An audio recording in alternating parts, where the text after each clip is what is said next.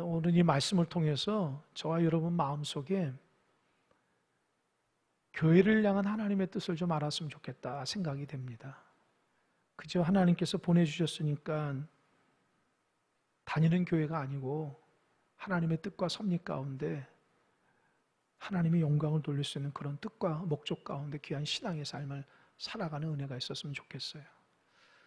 오늘 본문 말씀은 고린도전서입니다. 사도 바울이 예수님 믿고 변화되어서 제2차 전도 때 고린도를 가게 됐죠. 근데 고린도는 우리가 아는 것처럼 굉장히 타락한 도시예요. 항구 도시고, 항구 도시니까 사람이 많이 모이고, 사람이 많이 모이니까 물질이 충만하고, 물질이 충만하니까 타락하기 시작하는 거예요. 그래서 고린도인이 되다라는 말은 관용어구로 저 사람 음란한 사람이다 라는 말을 말하고 있다고 얘기해요. 또 한 가지는 고린도에는 우상이 판치는 곳이에요. 아프로디테 신전이 크게 있어서 그 신전에 모든 사람들이 집중하고 있는 거예요. 그러니까 하나님은 그런 곳에서 하나님의 사람 사도 바울을 보내서 교회를 세워나가는 거예요. 저는 항상 이 서신서의 말씀을 읽을 때마다 감동이 되는 것은 어떻게 그런 곳에 교회를 세울 수 있지? 어떻게 그런 교회에서 교회가 유지가 될 수 있을까? 이 복음의 힘이라는 것이 얼마나 위대한지 몰라요. 자, 그러니까 하나님이 교회를 세우는 거예요. 하나님이 종들을 통해서 교회를 다듬어 가시는 거예요. 이런 건물이 교회가 아니라 저와 여러분이 하나님의 교회입니다.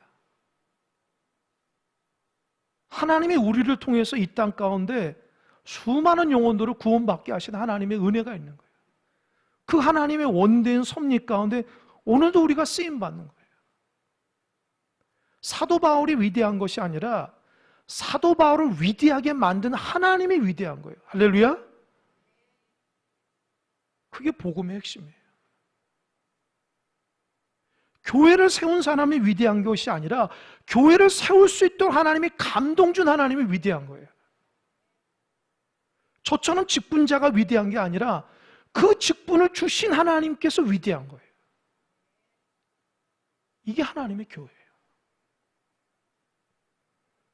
하나님이 사도 바울을 통해서 고린도의 교회를 세울 때에 얼마나 힘들고 어렵겠어요. 사도행전 보면은 너무 힘들어가지고 도망가려고 그랬어요. 그때 밤에 나타나셔서 아들아 걱정하지 마라. 여기서 너를 해할 자가 없다. 내가 너를 지킬 것이다. 그러면서 주님께서 이 성에 내 백성이 많다. 할렐루야. 그때 사도 바울이 마음에 감동을 받고 인내하면서 1년 6개월을 있으면서 그곳에 아름다운 교회를 세우는 거예요. 그게 고린도 교회예요. 사도 바울도 힘들죠. 그 음란하고 하나님 말씀 앞에 순종하지 못하는 사람들이 모이는 교회가 뭐 온전한 교회겠어요? 날마다 문제가 일어나죠. 사도 바울도 힘들죠. 그럼에도 주님께서 말하는 주께서 세우신 교회라는 거예요. 그곳에 하나님 내 백성이 있다는 거예요. 그래서 사도 바울을 세우는 거예요. 사도 바울은 그 말씀에 순종했더니 은혜로운 교회로 성장하게 된 거예요. 사도 바울이 고린도 교회에서 사역을 하다가 하나님의 인도로 또 에베소에까지 가서 에베소 교회를 세웁니다. 그때에 글로에라는 여자분이 있었는데 글로에라는 그 집안의 사람들을 통해서 사도 바울에게 무슨 소리가 들리냐? 선생님, 고린도 교회가 문제가 많다고 합니다. 큰일 났습니다. 교회가 무너질 직전입니다. 그 말을 듣고 사도 바울이 에베소에서 고린도에 편지한 게 고린도전서예요. 이 고린도전서를 보면은 야, 교회가 이렇게 어떻게 문제가 많을까? 세상보다 더하네. 이런 느낌을 받아요. 첫 번째 문제는 뭐냐? 교회 안에 파벌이 있었어요. 예수 믿는 사람들이 파벌이 있었대요. 두 번째로는요, 교회가 영적으로나 도덕적으로 타락한 사람들이 있었어요. 고린도가 음란한 도시인데 그 음란함이 교회 안에 그런 사람들이 들어와서 신앙생활을 하는 거예요. 하나님을 알아도 여전히 그의 삶은 인격적으로 변화되지 않으니까 음란한 삶을 살아가는 거예요. 세 번째로는 교회 안에 우상 숭배 때문에 문제가 있었어요. 우상 제물을 먹어야 되냐? 먹지 말아야 되냐? 이 문제 때문에 서로 싸우고 있는 거예요. 네 번째로는 예배의 질서가 없는 거예요. 하나님의 은사를 많이 줬는데 그 은사를 다듬어지지 않음으로 인해서 예배가 무질서한 그런 예배가 됐어요. 다섯 번째는 신앙의 정수인 부활에 대한 소망을 가지고 살아가야 되는데 부활을 제대로 알지 못하고 오해하면서 신앙생활을 흔들리는 성도들이 많았다는 거예요. 사도 바울이 그런 모습들을 보면서 고린도전서의 편지를 눈물로 쓰는 거예요. 오늘 본문은 고린도전서 3장입니다. 이 고린도전서 3장에서 나오고 있는 내용은 첫 번째 고린도 교회 안에는 파벌에 대한 문제를 얘기하고 있어요. 여러분, 고린도 교회가 왜 문제가 있을까요? 첫 번째로 사도 바울이 썼던 건 하나가 되지 못하는 거예요. 사도 바울이 3장 1절을 쓰면서 너희들은 육신에 속한 자다 이렇게 얘기합니다. 너희들은 신령한 사람들이 아니라 육신에 속한 자라는 거예요. 그래서 사도 바울이 2절에서는 내가 그동안 너희들 젖으로 먹였지 밥으로 하지 않았다. 왜? 감당할 수가 없어서 그랬어요. 여러분, 어린아이들이 딱딱한 거 먹지 못하잖아요. 우유밖에 못 먹죠. 이유식밖에 못 먹죠. 그러니까 고린도 성도들이 그렇게 연약한 성도들이다. 특별히 그 연약한 성도들이 뭐냐? 하나님 중심으로 아니라 사람 중심으로 모여지기 시작하는 거예요.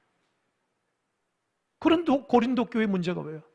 3절 이후로 보면은 나는 바울파야, 나는 아볼로파야, 나는 게바파야, 나는 그리스도파야 이렇게 나눠졌다는 거예요. 여러분, 고린도 교회가 얼마나 큰지 모르지만 뭐 크겠습니까? 그 조그만 교회에서 교회 안에 4개의 분파가 있었다는 거예요. 이 4 분파가 무엇 중심이에요? 사역자들 중심으로 모였다는 거예요. 우리 교회는 목회자가 많지 않기 때문에 그런 사람이 별로 없지만 그 고린도 교회 안에는 목회자들을 통해서 중심으로 뭉친다는 거예요. 첫 번째로 바울파. 이 바울은 하나님의 은혜로 고린도 교회를 개척한 1대 목사예요. 1대 목회자예요. 사도 바울의 그 열정과 선교에 대한 마음을 좋아하는 그 비전을 품는 성도들이 나는 사도 바울만 따를 거야. 그래서 고린도 교회 안에 사도 바울파가 있었어요. 사도 바울이 이제 다른 교회로 가니까 2대 목회자가 누구죠? 아볼로입니다. 아볼로는 굉장히 똑똑한 사람이에요. 하나님 말씀을 잘 가르칩니다. 여러분, 사도 바울은 영성이 충만하지만 이 말이 시원스럽지 않았다고 그래요. 글의 힘은 있지만 말의 힘이 좀 약한 사람이에요. 근데 상대적으로 아볼로는요, 말의 힘이 좋은 사람이에요. 아주 조리껏 하나님 말씀을 잘 전하고 이 성도들을 감동시키는데 참 탁월한 사람이었어요. 그런 은사를 갖고 있는 사람이에요. 그러니까 사람들이 아볼로 설교를 듣고 나서 나는 아볼로가 최고야. 난 아볼로 말만 들을 거야. 세 번째는 게바파. 게바가 너의 베드로잖아요. 그 당시 초대교회 수장인 이 베드로를 따르는 무리가 있었고 또 예수를 믿는 그리스도파가 있었습니다. 아니, 교회 중심에 4 분파가 있어서 서로 싸우는 거예요. 서로 자기가 잘났다는 거예요. 사도 바울이 그 소식 듣고 편지를 씁니다. 고린도 교회에서는 바울파 사람들이 제일 많았다고 그래요. 바울파인 본인이 편지를 쓰는 거예요. 어떻게 쓰냐? 어리석다. 육신에 속한 자들이라. 그러지 말라는 거예요. 나는 1대 목회자로서 너희들에게 복음의 씨를 뿌린 사람이라. 심었다. 그런데 아볼로는 뒤에 와서 심은 씨에다가 뭐를 줬어요? 물을 줬다. 그러나 아무리 씨를 뿌리고 물을 줬지만 자라나게 하신 분 누구예요? 자라나게 하신 분이 누구예요? 하나님이라는 거예요. 오직 하나님이라는 거예요. 씨를 뿌리거나 물을 주는 사람은 똑같은 사람이다. 오직 자라나게 하나님만이 중요하다.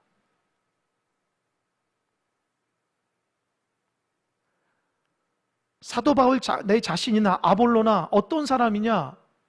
너희들을 하나님의 말씀으로 믿게 하게끔 쓰임받는 하나님의 도구라는 거예요.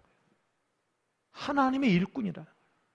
하나님은 사도 바울이나 아볼로에게 그의 사명에 합당한 뭐를 줘요? 상을 준다는 거예요. 그가 어떤 사역을 하든지 그 사역에 따라서 하나님께서 상을 줄 것이라는 거예요. 너희들은 하나님의 집이고 하나님의 밭이고 우리는 하나님의 일꾼이다 얘기하는 거예요. 얼마나 귀합니까? 여러분, 저도 2대 목회자라고요. 1대 목회자 원로 목사님 교회를 세웠다고요.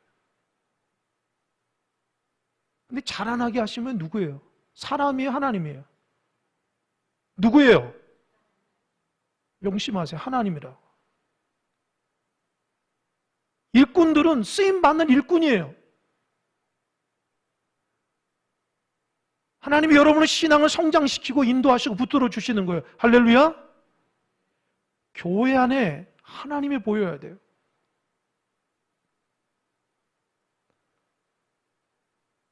자기 확신이나 자기 은사나 자기 생각으로 교회를 이끌어가는 게 아니에요. 하나님께서 자라나게 하시는 거예요. 내 마음대로 섬기는 것도 아니고 내 의지대로 계획되는 것도 아닙니다. 교회는 하나님이 주인 되어서 하나님이 이끌어 가시는 거예요. 할렐루야. 여러분에게 생명을 주시는 분이 누구예요? 접니까? 하나님이에요. 저는 생명 되신 하나님과 그리스도만 전하는 사람이에요. 여러분들이 주님과 하나님의 관계가 더 깊어지고 좋아져야 돼요. 사람 때문에 흔들리거나 사람 때문에 좌지우지 된다면 그건 신앙도 아니죠. 하나님 때문에 우리의 신앙생활하는데 사람 때문에 좌지우지 되고 사람 때문에 무너지고 쓰러지면은 우리가 그동안 어떤 신앙을 갖고 있었던 것입니까? 사도 바울이 사실 부드럽게 글을 썼지만 되게 속상한 거예요. 하나님 세우신 교회에 어찌 믿음의 사람이 분파가 일어나냐는 거예요. 왜 사람 중심으로 교회가 운영되는 거예요? 논리적으로 말을 잘하는 사람들이 중심으로 교회가 운영되는 것도 아니고 영적으로 뛰어난 사람들에 의해서 교회가 좌지우지 되는 게 아니에요. 교회는 하나님이 주인 되시는 거예요. 그 하나님이 보여야 돼요. 그러면서 사도 바울이 자전적으로 자기 얘기를 해요. 내가 고린도에서 사역해서 하나님 교회를 세울 때 어떤 마음이었냐? 그래서 오늘 본문의 말씀이 그 말이에요. 사도 바울은 나는 하나님의 일꾼으로 상 받기 위해서 열심을 다했다는 거예요. 그 기본적인 바탕이 뭐냐? 그리스도라는 거예요. 그리스도의 터 위에 내가 교회를 세우려고 얼마나 노력한지 모른다. 그게 10절입니다. 10절 한번 자막 한번 다 같이 읽겠습니다. 다 같이 시작. 내게 주신 하나님의 은혜를 따라 내가 지혜로운 건축자와 같이 터를 닦아두매 다른 이가 그 위에 세우나 그러나 각각 어떻게 그 위에 세울까를 조심할지니라. 잘 보세요. 자막 그대로 보세요. 사도 바울은 하나님의 은혜로 자기가 사역자가 됐다. 여러분, 하나님의 은혜로 직분자 된 거고 성도가 된 거예요. 할렐루야. 여러분 무슨 종교심이 있어서 능력이 있어서 되는 게 아니에요. 하나님의 은혜로 세우신 바다. 자막 다시 한번요. 하나님의 은혜로 사역자에서 내가 지혜로운 건축자가 됐다는 거예요. 비유로 나는 지혜로운 건축을 할 때 지혜로운 건축자 어떻게 세울까? 이 밑바탕이 가장 중요한데 그 터를 닦아둔데 다른 이가 그 터가 누구냐?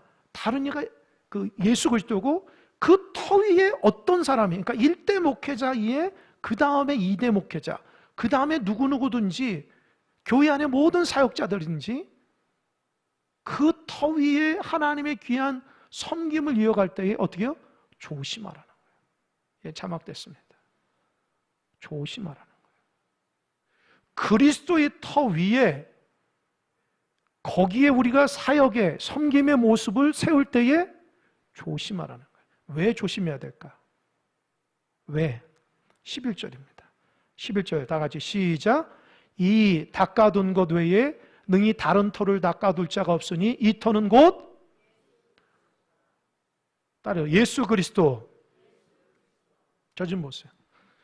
그리스도의 터를 딱 세우고 그 위에 하나님의 집을 지어 나가는데 사도 바울은 고린도 교회를 세울 때 그리스도의 터를 딱 세우고 그 다음에 세우고 나왔다는 거예요.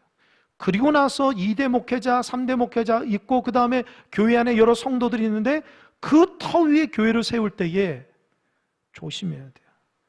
그리스도의 터가 그리스도의 터전이 빗발하지 않도록 자기 생각이나 자기의 느낌이나 자기의 은사나 자기의 경험으로 세우지 말라는 거예요. 조심하라는 거예요. 왜요? 그리스도의 터 위에 그리스도가 드러나게끔 세우라는 거예요. 여러분 직분자로서 그리스도가 드러나십니까? 신앙인으로서 그리스도가 드러나십니까? 여러분을 통해서 그리스도가 생각나십니까? 그리스도 향기가 드러납니까? 그것이 우리의 숙제예요. 교회는 그리스도의 터 위에 세운 거예요. 그리고 그 터 위에 조심스럽게 우리가 그리스도를 드러내기 위해서 내 생각과 내 경험과 내 의지와 내 신앙관이 아니라 그리스도를 그리스도 되기 위해서 교회를 세워나가야 돼요. 그렇지 않으니까 고린도처럼 싸움질이나 하는 거예요. 내가 더 능력 많다고, 내가 더 영향력이 있다고 쓸데없는 거 가지고 서로 싸우는 거예요. 주님이 싸우는 거 봤어요? 주님이 교회 싸우라고 우리를 파이터로 세웠어요?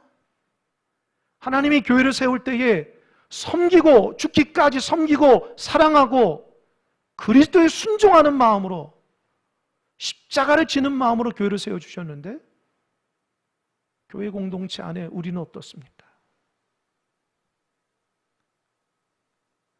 조심스러워야 돼요.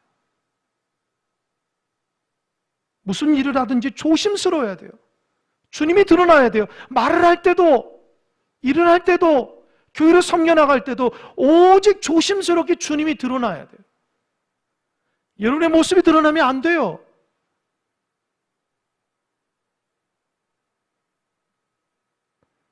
사도 바울이 얼마나 속상하고 힘들면은 하나님께서 그들을 하나님의 교회로 세워나가는 거예요. 보십시오.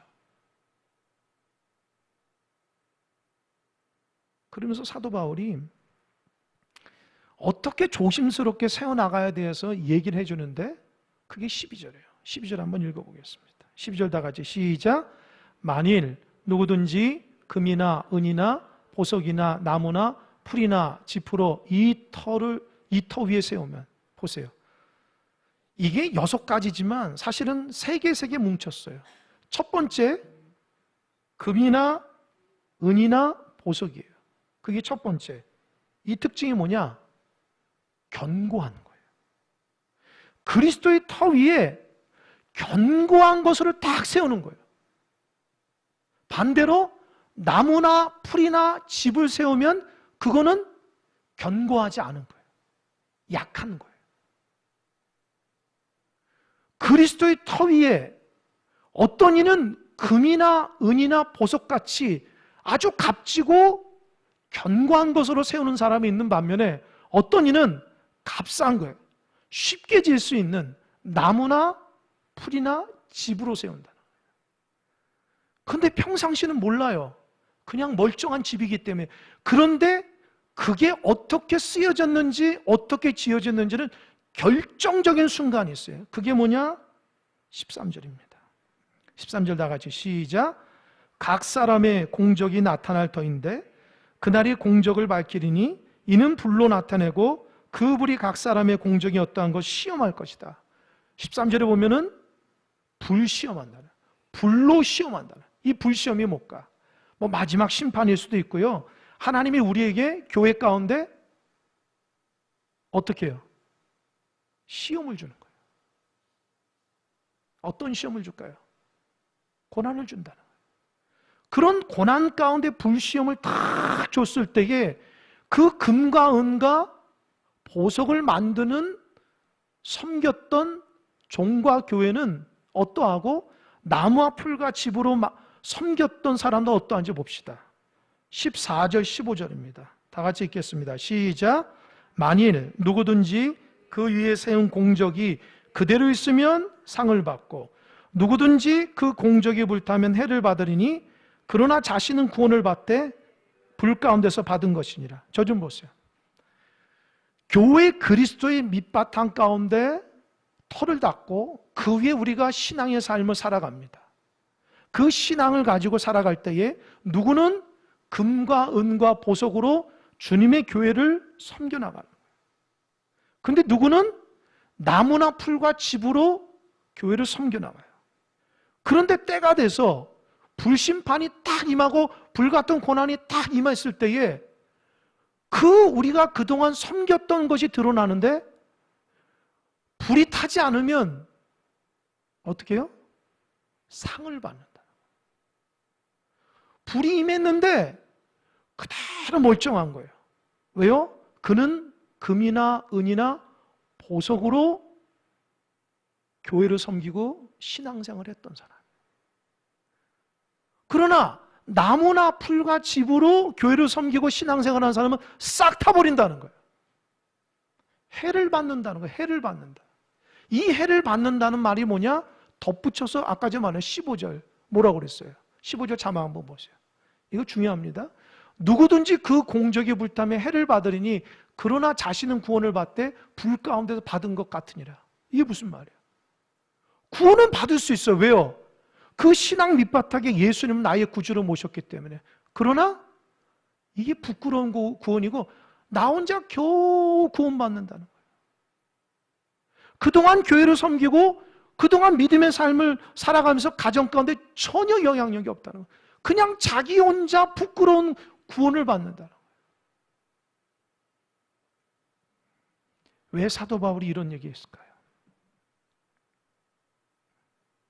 사도 바울이 왜 이런 얘기했을까요? 이런 금과 은과 보석이 뭘까요? 잘 들으십시오.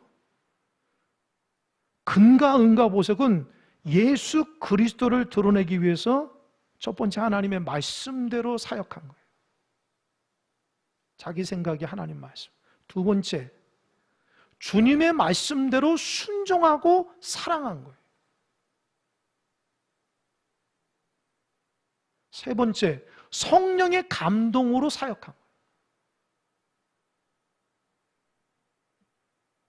금이나 은이나 보석은 주님의 말씀에 순종하고 그리스도의 사랑으로 성령의 감동으로 교회를 세워나가고 여러분의 신앙을 지킨 사람들을 의미합니다. 그러나 나무나 풀과 집은 뭐예요? 자기 생각대로, 자기 은사대로, 자기 경험대로 교회를 막 세운 거예요. 막 신앙생활한 거예요.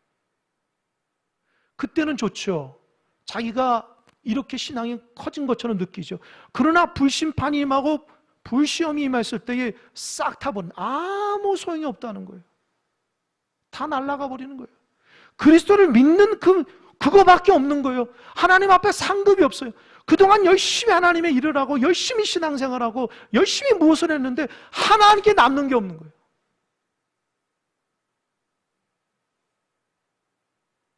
저같이 목회자 20, 30년 목회했는데 하나님 앞에 남는 게 없는 거예요.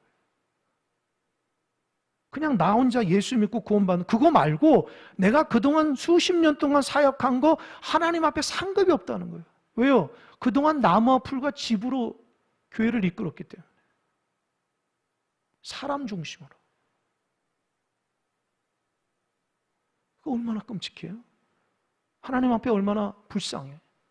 구원을 받는데 부끄러운 거예요. 교회 일꾼도 잘 들으십시오. 수없이 교회를 섬겨도 나중에 하나님의 받을 상급이 없는 거예요. 그냥 나 혼자 예수 믿고 구원받는 그 부끄러운 고백을 가지고만 구원받고 하나님의 받을 상급이 하는, 나보다 신앙생활 연수가 부족하고 직분도 낮은 자들이 엄청난 상급을 하나님의 받는데 나는 받지를 못하는 거예요. 왜요? 그동안 나무와 풀과 집으로 내 중심으로 신앙의 삶을 살았던 거예요. 여러분 어떻게 되기 원하십니까? 여러분이 생각하는 것과 하나님 생각하는 게 다르다는 거예요. 그렇게 얘기하면서 사도 바울이 오늘 본문의 말씀에 그냥 3장 16절 17절 떡 떼어서 설교하면 안 돼요. 무슨 얘기를 했는지 앞에 있는 내용을 잘 살펴서 이 말이 무슨 말인가를 알아야죠. 아마 이 말씀을 좋아하는 여러분도 많을 거예요. 근데 그게 무슨 말이냐고 도대체. 어떤 스토리로 그런 얘기를 했냐는지 알아야죠. 그래서 16절, 17절입니다. 자막복 다 같이 읽어보겠습니다. 시작. 너희가 하나님의 성전인 것과 하나님의 성령이 너희 안에 계시는 것을 알지 못하느냐? 누구든지 하나님의 성전을 더럽히면 하나님이 그 사람을 멸하시리라. 하나님의 성전은 거룩하니 너희도 거룩하라. 따라해봐. 하나님의 성전은 거룩하니 너희도 그러하니라. 왜 갑자기 하나님이 사도 바울을 통해서 저렇게 사람 중심에서 분파가 있는 고린도 교회에 이런 얘기를 썼을까요? 너희는 하나님의 성전이라고. 너 한 사람 한 사람이 얼마나 중요한지 알아? 교회 건물만 중요해. 너희 한 사람 한 사람이 교회라는 거예요. 그리고 그 교회에 너 심령 안에 누가 계셔요? 성령님이 계신데 왜 성령을 근심하게 하는 거예요?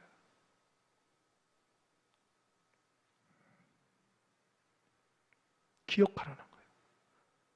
너희가 교회고 너희가 성전이고 너희 안에 하나님이 거하시는데 왜 주님 중심이 아니라 왜 사람 중심으로 너 중심으로 신앙생활을 하냐는 거예요. 그래서 17절에 뭐라고 그랬어요? 자막 한번 보면 17절. 누구든지 하나님의 성전을 더럽히면 하나님이 그 사람을 어떻게 한다고요? 무서운 말씀이에요. 누구든지 하나님의 성전을 더럽히면 하나님이 그 사람을 멸하는 거예요. 그럼 우리가 하나님 앞에 멸함을 당하지 말아야 되잖아요. 그럼 더럽히는 게 뭘까? 더럽히는 게 뭐예요? 더럽히는 게 뭐냐고. 그동안 설교했잖아요. 그리스도의 터 위에 그리스도를 드러내게 조심스럽게 하지 않고 자기 맘대로 나무나 풀과 집으로 외형적인만 멀쩡하게 지어놓고 그 안에 그리스도의 말씀도 없고 하나님의 사랑도 없고 성령의 감동도 없이 무허가로 계속 교회를 세우고 그렇게 신앙생활한 사람들은 교회를 더럽힌다는 거예요. 교회 안에서 주님이 안 보이고 사람이 보이고 사람 중심으로 신앙을 이끌어가고 사람 생각으로 교회를 대하고 하나님이 그 사람을 멸하신다는 거예요. 왜요? 소용이 없다라는 거예요. 아무 소용이 없다는 거예요. 너희들 아무리 크고 좋게 지어봐라. 하나님 관점으로는 아무런 소용이 없다는 거예요. 한 주간 이 말씀이 제 마음을 너무너무 힘들게 했어요. 너 교회를 더럽히고 있니? 성령이 제가 물어요. 너 교회를 더럽히고 있어? 여러분 묻습니다. 여러분 교회를 더럽히고 있습니까? 사람 중심으로 그리스도가 아니라 내 생각 가운데 신앙의 삶을 살아갑니까? 교회를 더럽히는 거예요. 그리스도 향기를 자꾸 다른 향기로 바꿔버리고 그리스도의 그 놀라우신 보배와 같은 말씀을 내 말씀으로 바꾸고 그리스도의 십자가 사랑을 자꾸 내 이기적인 사랑으로 바꾸면 교회를 더럽히는 거예요.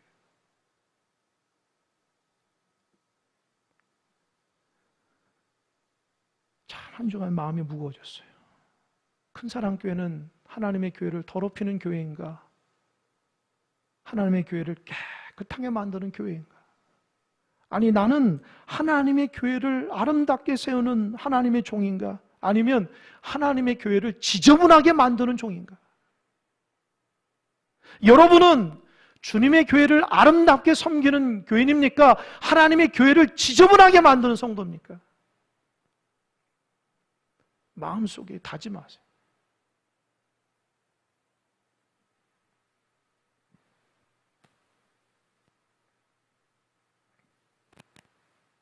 그러면서 사도 바울이 21절 자막 볼 수 있습니까? 21절. 21절 한번 펴보세요. 21절 다 같이 성경을 보시는데 자막 한번 보십시오. 다 같이 읽겠습니다. 시작. 그런즉 누구든지 사람을 자랑하지 말라. 만물이 다 너희 것입니다. 뭘 자랑하지 말라고요? 사람 자랑하지 마십시오. 자꾸 교회 안에 나라는 존재의 영향력을 펼치려고 하지 마세요. 내가 무엇을 잘하고 못하고 그게 중요한 게 아니에요. 교회 안에서는 주님만 드러나야 돼요. 교회 밑바탕 가운데 주님의 역사가 드러나야 돼요.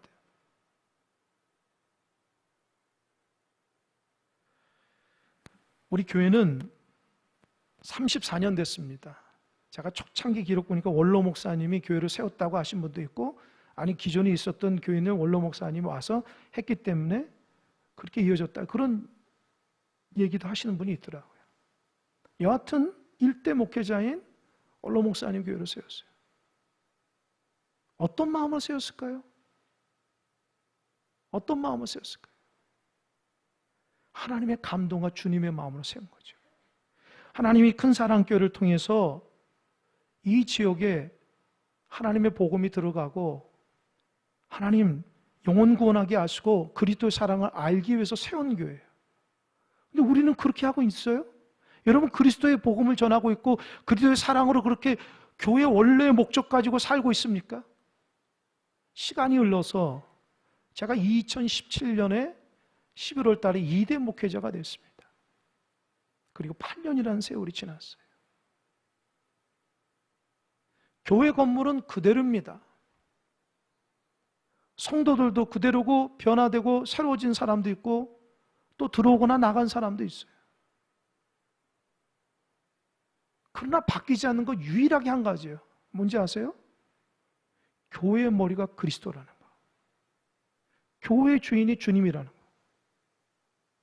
우리는 나이가 들어서 힘이 빠지고 머리에 흰머리도 생기고 열정도 사라지고 하지만 교회를 바라보시는 하나님의 마음은 한결같아요.